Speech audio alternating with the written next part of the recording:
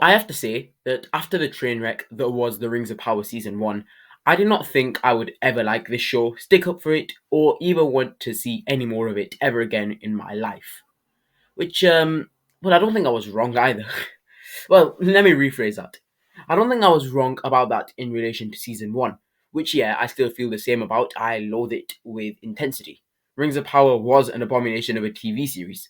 The dialogue, the characters, lore infringements, many, many, many problems.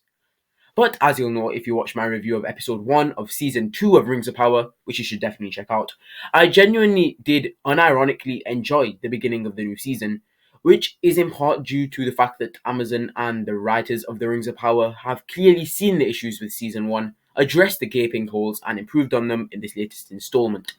And also because at this point, I have simply given up on caring about how the Rings of Power constantly ignores and changes Tolkien's lore of the Second Age. Yeah, at this point, I've kind of accepted that they simply just don't care at all. But with that said, I still think that The Rings of Power Season 2 has been fairly decent, and Episode 2 has been, well, it's been alright. Definitely a drop off from Episode 1, but still nowhere near the level of Season 1 and how bad that was. And I think that's the best way to describe it, just, it's alright. But so then, let's get into episode 2, which continues on from episode 1 as we follow our three different storylines. One with Nori, Poppy, and Gandalf. sorry. I meant the stranger. Yep, not Gandalf, the stranger. The other storylines we follow is with Galadriel, Elrond, and Gil-galad, and then lastly Sauron, who is with Celebrimbor this episode. But we are also introduced to another storyline for the first time this season, and that is with Disa and Durin in Khazad-dûm, continuing from where they left off at the end of season 1.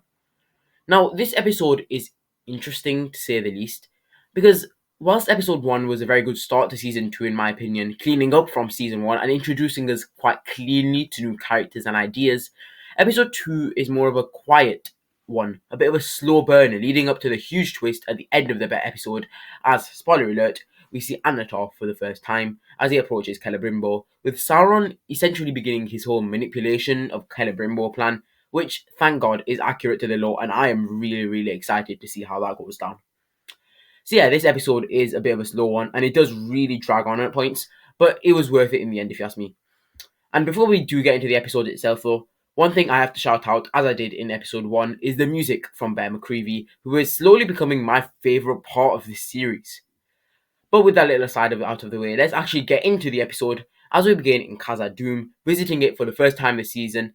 And immediately I do have to say, whilst I enjoy the characters of Disa and Durin, I'm not overly invested in this plotline or really the outcome, even if it does hold quite a bit of relevance since Sauron will be going there later in the season. Although I'm not 100% certain sure if this is confirmed, but he will definitely tie into the Khazad-dûm plot and be a relevant part of it. And we may also see the crafting of the Dwarven rings this season as well, so that is definitely interesting. So, Khazad-dûm is plunged in darkness after tremors have blocked their sunshafts, meaning not even crops can be grown, which is of course a huge shame and an interesting dilemma for the storyline, but again, I just find myself not being interested at all in this subplot. Aside from the two characters Disa and Durin, I could not care less. And every time we returned to Khazad-dûm this episode, I immediately wanted to leave and return to other parts of the story. And although I do feel about it now, as soon as next episode, this could change, since at the end of episode 2, we see that Celebrimbor, who is now fully in partnership with Sauron / Anatar, has sent a letter to Durin, wanting to meet him. So I am intrigued to see how that plays out. Continuing on to our other storylines then, we have Galadriel, Elrond, and Gil-galad in an interesting situation, as Galadriel, who wants to hunt down Sauron, is understandably not necessarily met with agreement from Gil-galad. Elrond is still a little on the fence about the rings, which I do really like about him.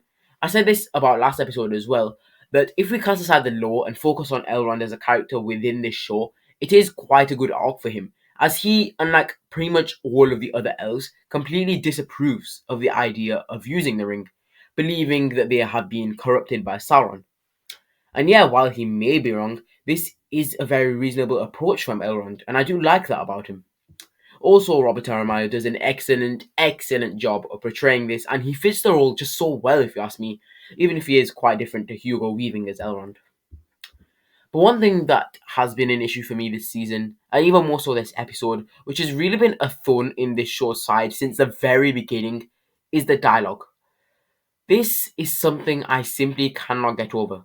It's stale, it's poor, it's dull, it tries too hard a lot of the time. And my word, the metaphors that they try incorporating are downright painful to listen to. It's a trap that the Rings of Power has fallen into, that the Lord of the Rings and even The Hobbit managed to avoid expertly. And that is just trying too hard to sound Tolkien-y, to make every line poetic and perfect, every dialogue like a direct line from the books. That's essentially what The Rings of Power is trying to do, but it just does not work. For example, the writers incorporate so many poor, just awful metaphors, trying to make it sound like Tolkien, but they overshot it completely by, quite a lot. For example, just listen to this. If we move swiftly, we may be able to crush 2 spiders with 1 boot. Seriously? Just seriously? Now, we all know the line, kill 2 birds with 1 stone. In fact, it's a line very occasionally used, and it sounds much, much better, much more natural as well than crush 2 spiders with 1 boot. It's just poor writing, and it bogs this show down so much, to the point where it becomes difficult to listen to. This is something that I really did dislike in season 1 as well, where the dialogue just lacked emotion. It wasn't natural, and it definitely didn't captivate you like the Lord of the Rings was able to. It was at a point in season 1 where it was almost as if the actors instead were just reading lines of a piece of paper. And it definitely doesn't help the actors when you give them lines like these, which just sound so unnatural, even for creatures as ethereal as the elves. It does not take the eye of an eagle to see your thoughts have flown far afield. But with that said, let's go now to the third storyline of episode 2, which contains easily my least favourite aspect of season 1, and that is the stranger.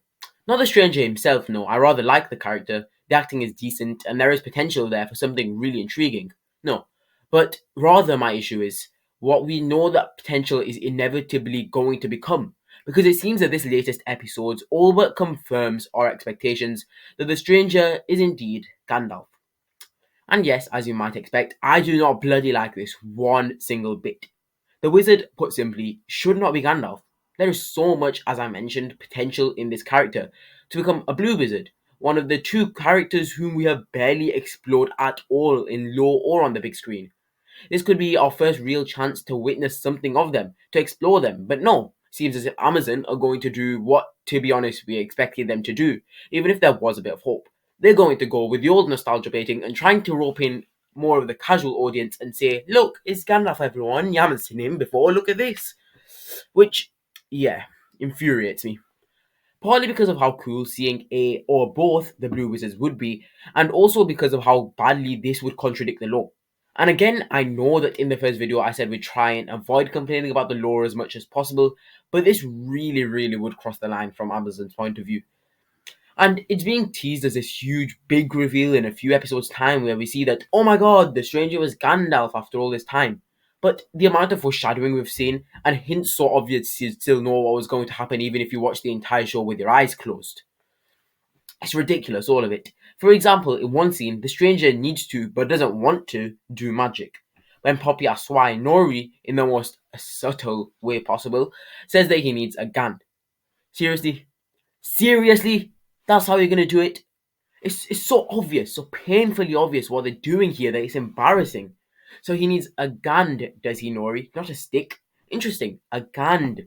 I wonder what that could mean. You could have easily said a stick, but of course we have to go with a foreshadowing. It's so obvious, it's horrible. Son of a bitch!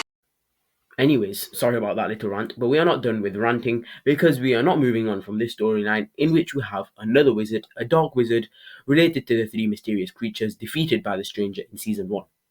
And it seems though I am quite a bit less sure about this, that this dark wizard could prove to be Saruman, which I mean, come on, that's just ridiculous.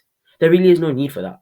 Like, I get that Sauron was evil and all in the Lord of the Rings, but that was after he was corrupted by Sauron. He was never always evil. So the fact that this dark wizard might actually turn out to be Saruman, and that they're going to try to pull that with the stranger, making good or something, it's just ridiculous. But I wouldn't put it past Amazon, to be honest.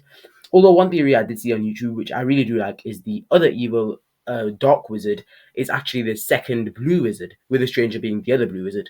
One is good, the other evil, and then the stranger converts, or rather just convinces the dark wizard to become good somehow, and he becomes a blue wizard, which is the origin of the 2 blue wizards, not Saruman and Gandalf, because as I have reiterated many times that before, that just would be downright stupid.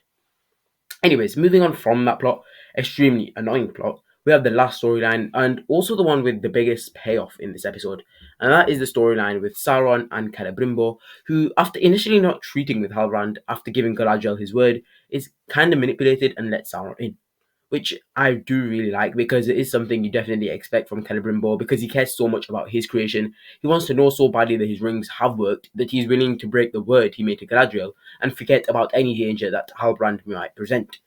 It is a very Celebrimbor thing to do.